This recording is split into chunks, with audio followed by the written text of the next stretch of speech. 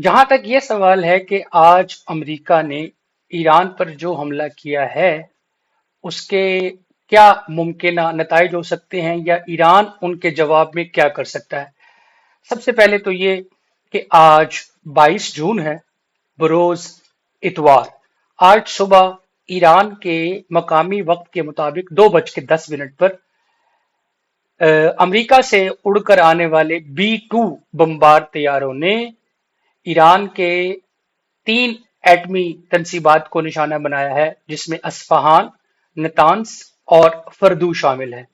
फर्दू वो एटमी तनसीब है जिसके बारे में ये कहा जा रहा था कि उसे तबाह करने के लिए जब तक अमेरिका का B-2 बम्बर जहाज ना आए, और वो जो दुनिया का सबसे वजनी बम है, 13,750 किलोग्राम वजनी बम, जब तक वो ना गिराया जाए तब तक फर्दू की जो साइट है वो चूंकि जेर जमीन है, एक पहाड़ के अंदर है, वो तबाह नहीं होगी।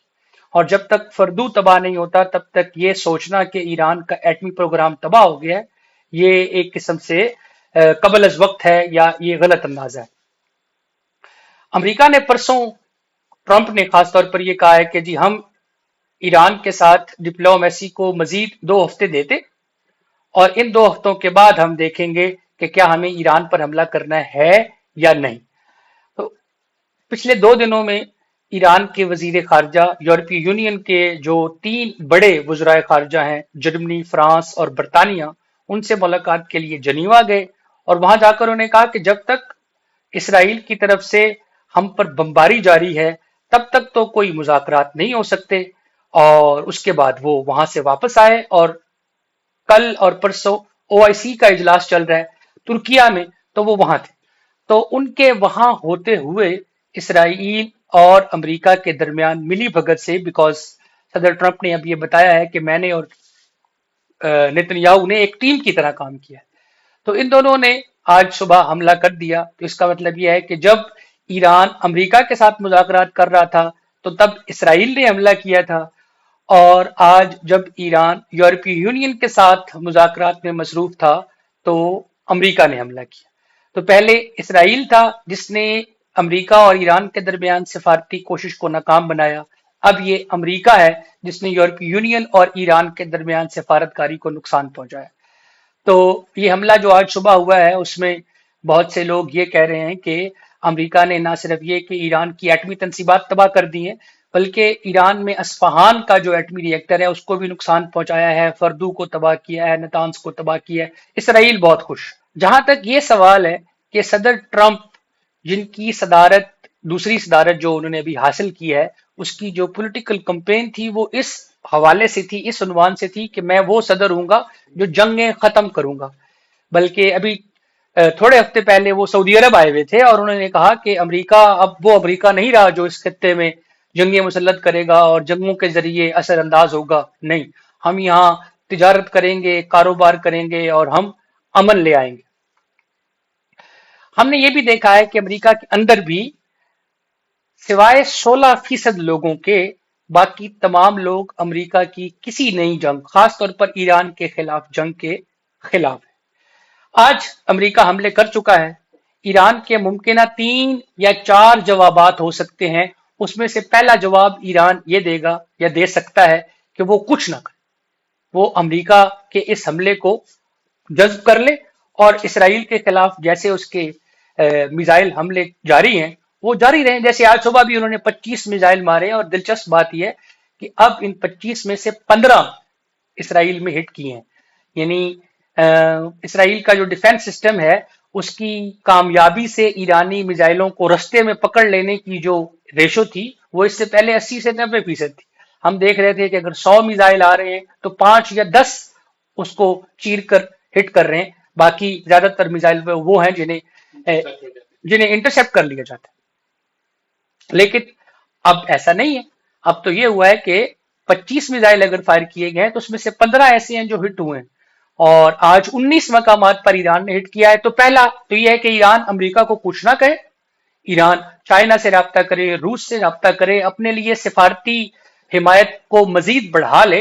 यूनाइटेड नेशंस में जैसे उन्होंने कल UN सिक्योरिटी काउंसिल का इजलास बुलाया है उस इजलास में जाए और डिप्लोमेटिकली या UN के प्लेटफॉर्म पर امریکہ کے خلاف لان تان جو ہے اس کو کروائیں اور خود اپنا فوکس اسرائیل کے خلاف میزائل حملوں پر جاری رکھیں، اور امریکہ کو یہ اخلاقی کیا کہتے ہیں اسے توجیہ یا ایک ریزن نہ دیں کہ وہ ایران پر دوبارہ سے حملہ آور ہو، اور اب کی بار اس کا نشانہ ایران کی ایٹمی تنصیبات کی بجائے ایران کے اسٹریٹجک ایسٹس ہوں، ان کی افواج کو نشانہ بنائے، ان کی فیکٹریوں کو نشانہ بنائے، ان کی حکومت کو نشانہ بنائے۔ سو یہ پریٹیکسٹ امریکہ کو وہ نہ دیں۔ اگر وہ ایسا کرتے ہیں تو وہ نہ عراق کو دشمن بنائیں گے، نہ اردن کو دشمن بنائیں گے، نہ قطر، نہ بحرین، نہ سعودی، خطے میں کسی عرب ہمسایہ مسلم ملک کو وہ دشمن نہیں بنائیں گے۔ اور اگر وہ اپنا فوکس اسرائیل پر رکھیں گے تو یہ یاد رکھیے، خطے کی حکومتیں دل ہی دل میں اور خطے کے عوام تو برملا ان سے خوش رہیں گے اور ان کے ساتھ رہیں گے۔ دوسرا یہ ہے کہ ایران فل فلیج جنگ کا اعلان کرے اور ایران یہ کہے کہ جناب پورے خطے میں ہم امریکی مفادات کو نشانہ بنائیں گے، اور اس سلسلے میں کوئی چیز کو کوئی کسر نہیں چھوڑی جائے گی، یہاں تک کہ ہم اسرائیل کے نیوکلیئر ری ایکٹر کو، جو کہ بہت مشہور ہے، ویمونا غالباً اسرائیل کا جو ایٹمی ری ایکٹر بڑا مشہور ہے، ہم اس کو بھی نشانہ بنائیں گے۔ ہم بیت المقدس میں امریکی ایمبیسی کو نشانہ بنائیں گے، چونکہ امریکی ایمبیسی بنیادی طور پر مسئلہ فلسطین کے دو ریاستی حل کے خلاف تعمیر کی گئی ہے۔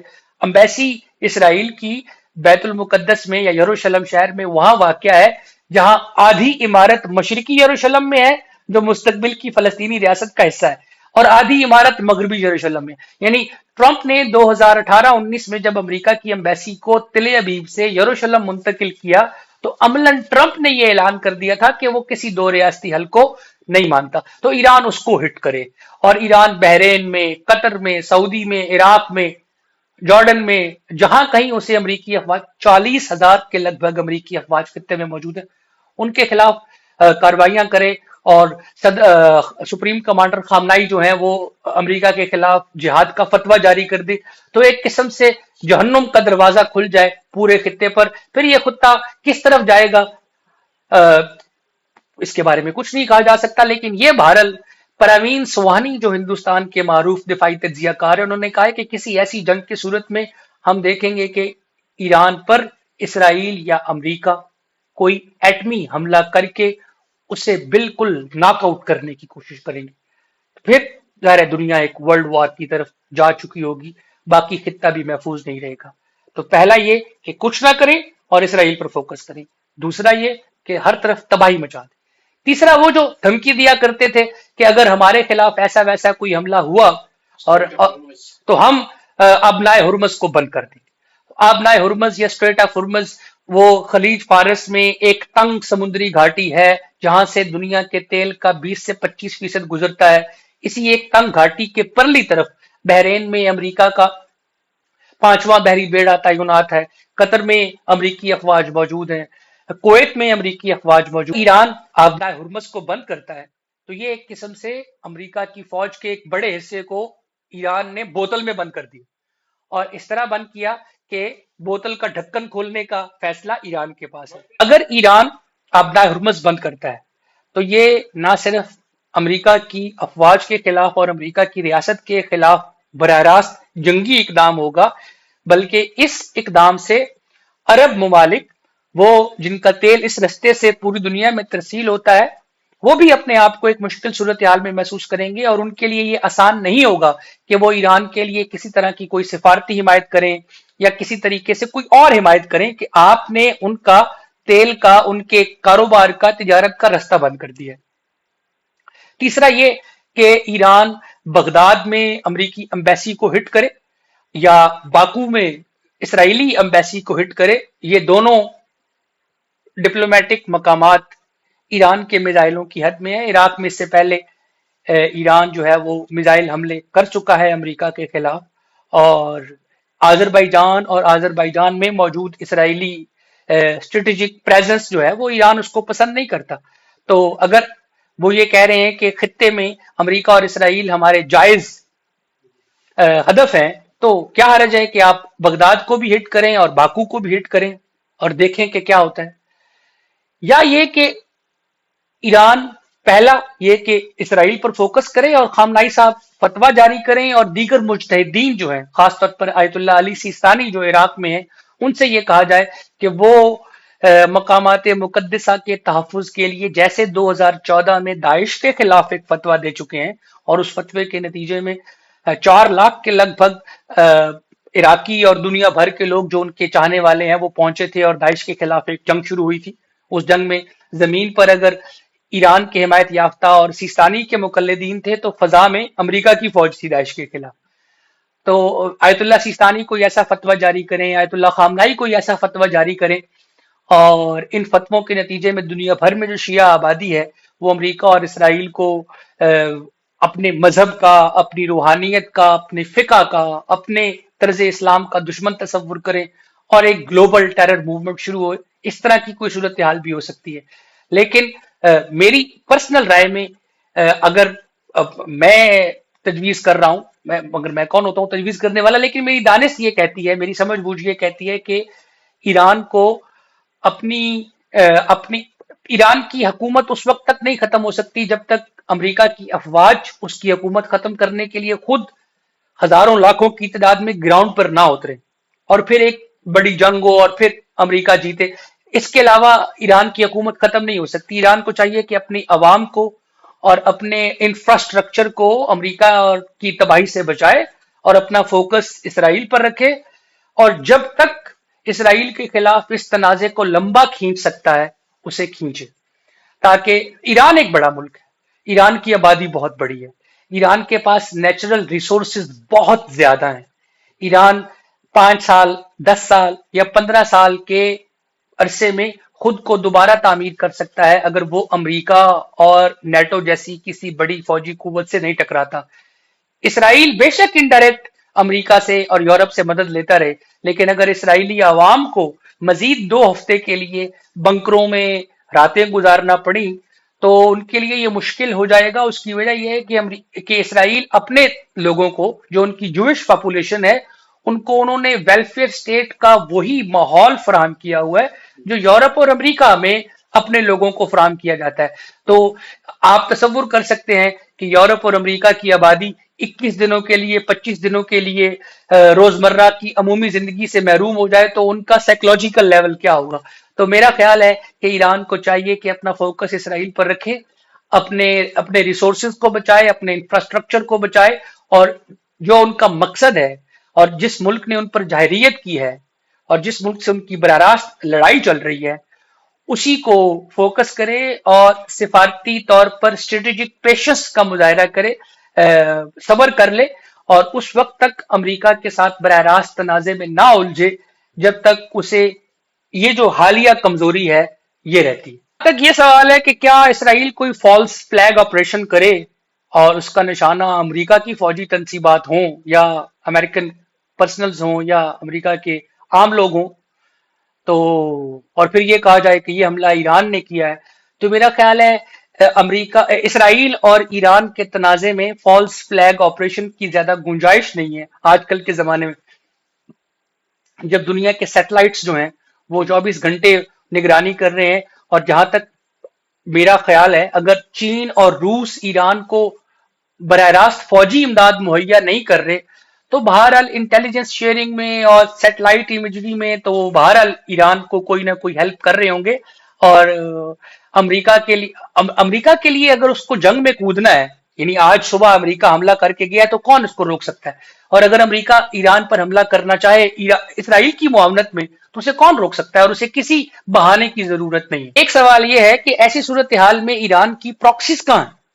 प्रॉक्सीज यानी ईरान के हिमायत याफ्ता वो मलेशिया हैं जो ईरान से बाहर बरसरे पैकार रही हैं। मसलन लबनान में हिजबुल्ला है, गजा में हमास है, और यमन में अंसारुल्लाह या हौसी हैं, और इराक में अल हश्द शाबी या पॉपुलर मोबिलाइजेशन फोर्सेस हैं। तो हमने देखा है कि लबनान की हिजबुल्ला इससे पहले अमेरिका पर, फ्रांस पर 1980 की दहाई में कई कामयाब हमले कर चुकी है। इस कदर कामयाब हमले कि लबनान से अमरीकी और फ्रांसीसी फौजों को भगाने में हिजबुल्ला के खुदकुश हमलों का ही हाथ है। यही वही वजह है कि वो वहां से भागे। तो मैं कह रहा था कि हिजबुल्ला ने लबनान में इसराइल को भगाया। मतलब जो इसराइली कब्जा था लबनान का वो हिजबुल्लाह ने छुड़वाया, और उससे पहले अमेरिका और फ्रांसीसी फौजों को भगाने में भी हिजबुल्लाह ने किरदार अदा किया है। और अभी हालिया जो जंग हुई है इसराइल के साथ, इस जंग में हिजबुल्लाह मुकम्मल तौर पर कैपिचुलेट यानी खत्म नहीं हो गई। उनके असले के जखायर का कुछ हिस्सा तबाह हुआ होगा। उनके फौजी हजारों की तादाद में 4 से 5 हजार लोग घायल हैं यानी जख्मी हुए हैं। वो जो पेजर और अटैक हुए उसके नतीजे में वो फौजी नाकारा हुए।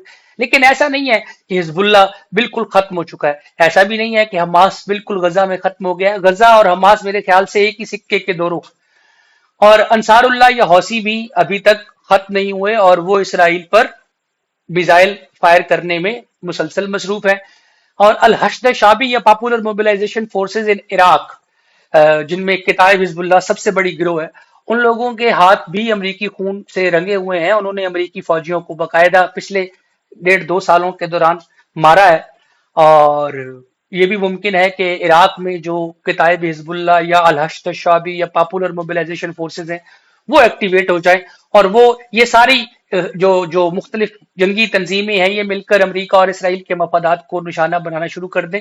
ये बिल्कुल मुमकिन है। लेकिन क्या मैं ऐसा होता हुआ देख रहा हूं? अगर ईरान अमरीकी मफादात को हिट नहीं कर रहा जवाब में और सबर का मुजाहरा कर रहा है, तो मेरा ख्याल है ईरान के साथी जो इत्तेहादी जो तंजीमें हैं, जिनको आप प्रॉक्सी तंजीमें कहते हैं, वो भी शायद इस तरह के किसी हमले में या किसी हमले की तरफ ना जाए। क्योंकि ट्रंप के होते हुए ये तवक्को रखना कि वो क्या आगे मतलब करेंगे, ये इसके बारे में कोई शख्स कोई कोई पेशगोई जो है वो नहीं किया जा सकता।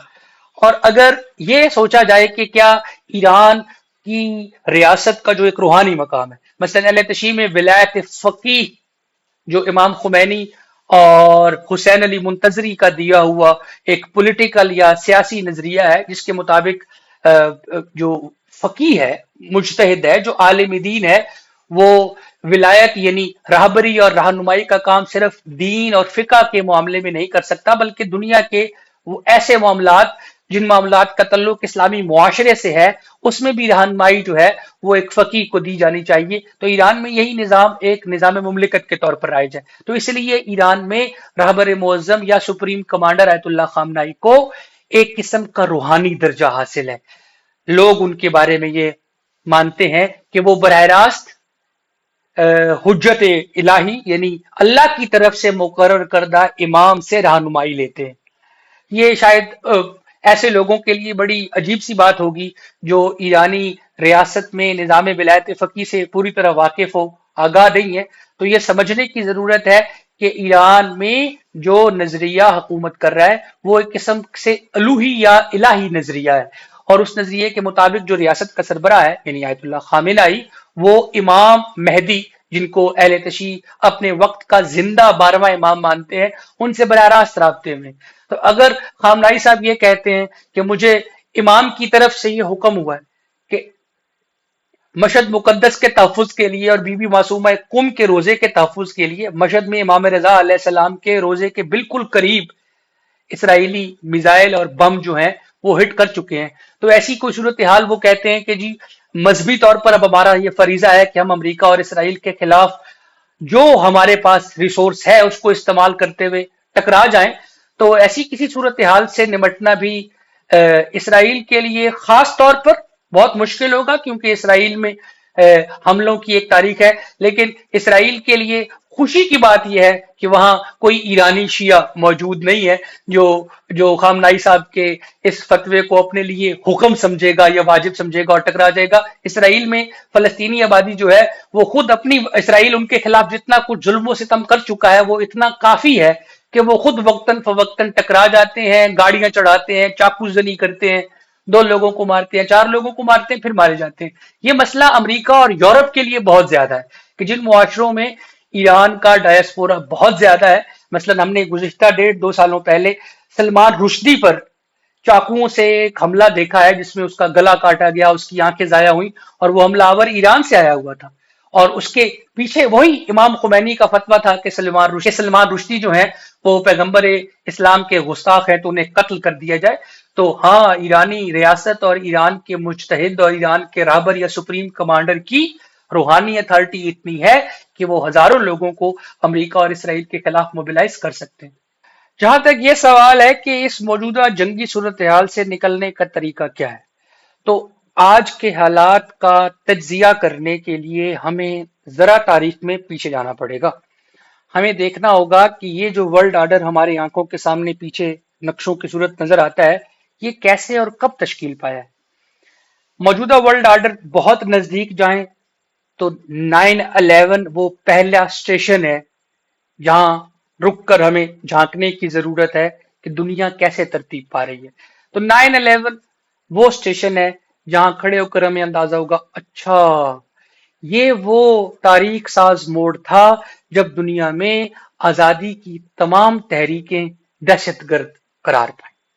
اب آزادی اور حق خود ارادیت کے لیے آپ کو استعمار سے یا کولونیل طاقت سے لڑنا ہے تو آپ کو صرف اور صرف پولیٹیکل لڑائی لڑ سکتے ہیں، اب آپ ہتھیار استعمال نہیں کر سکتے، اس لیے کہ امریکہ جو کہ دنیا کی واحد سپر طاقت ہے، اس نے یہ کہہ دیا ہے کہ سیاسی مقاصد کے لیے ہتھیاروں کا استعمال دہشت گردی ہے۔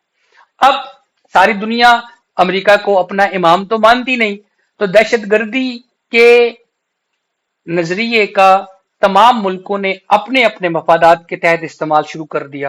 ہم دیکھتے ہیں کہ ایک کے لیے جو دہشت گرد ہے وہ دوسرے کے لیے مجاہد یا فریڈم فائٹر ہے۔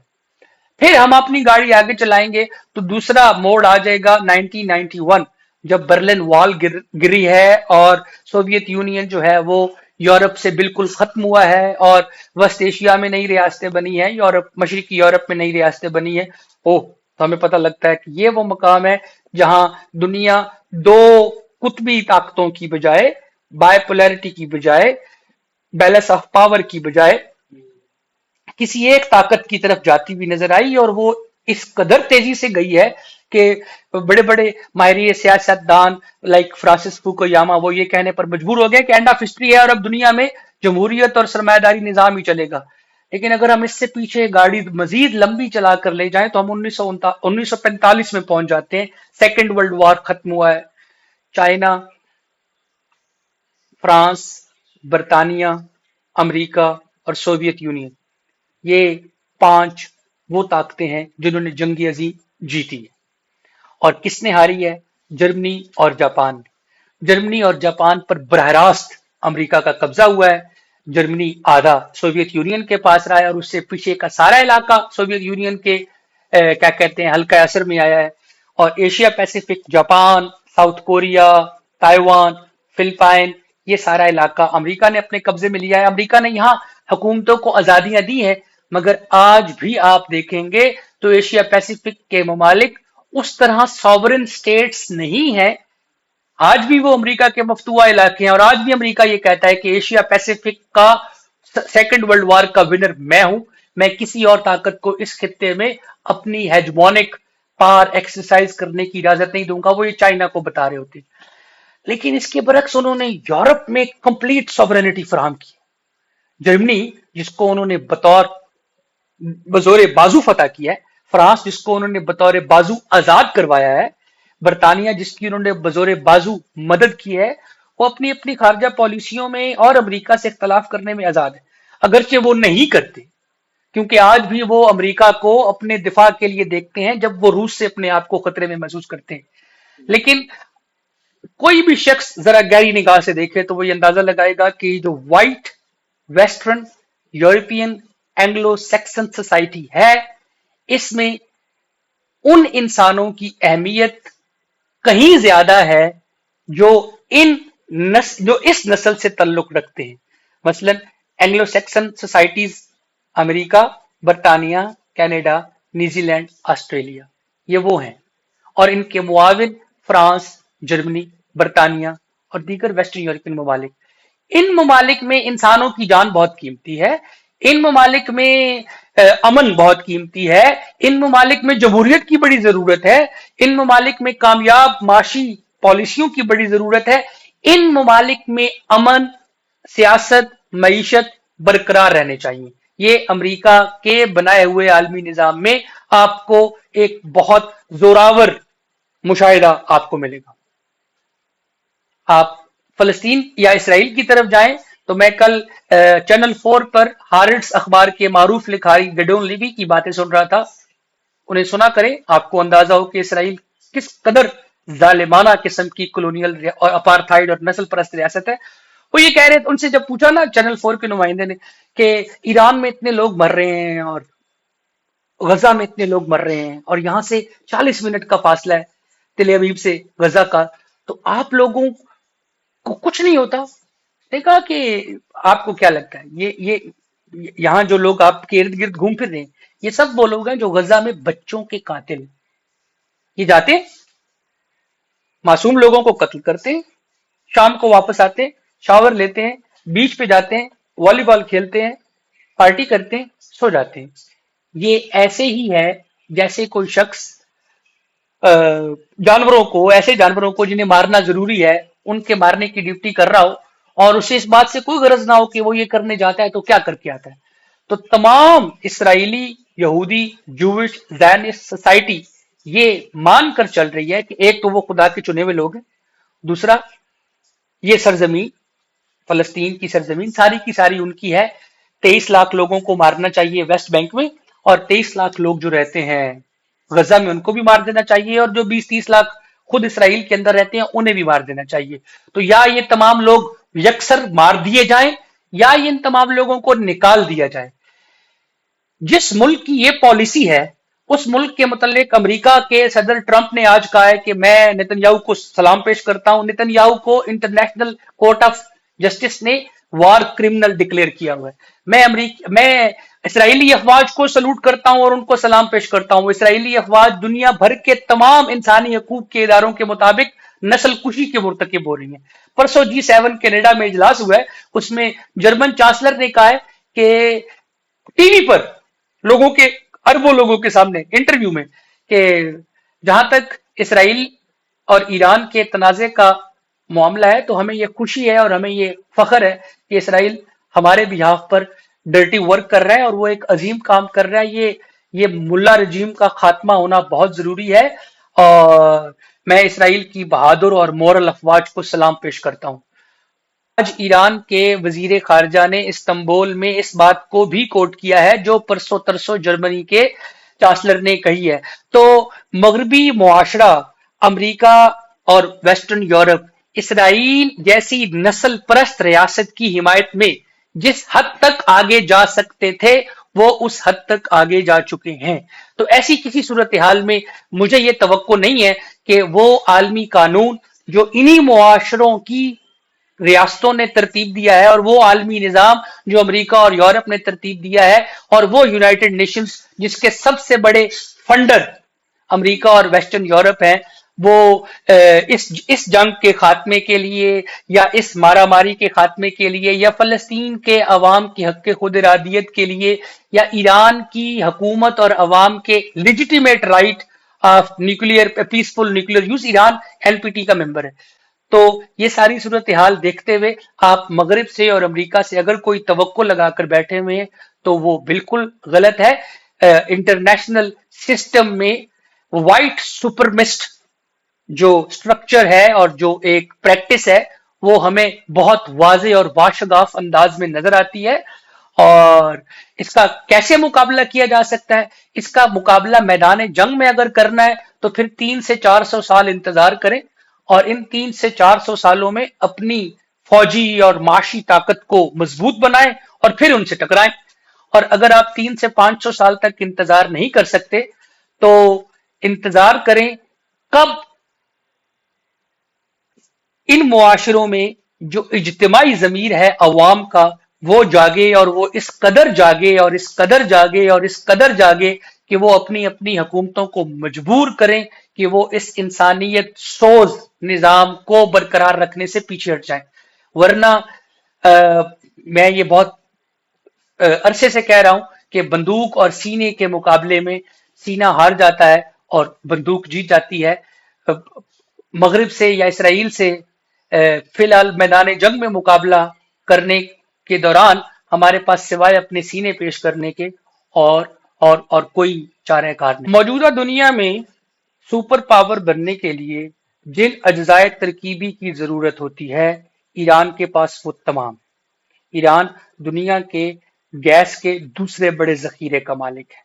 ایران دنیا میں تیل کے تیسرے بڑے ذخیرے کا مالک ہے۔ ایران کا رقبہ 17,50,000 مربع کلومیٹر ہے۔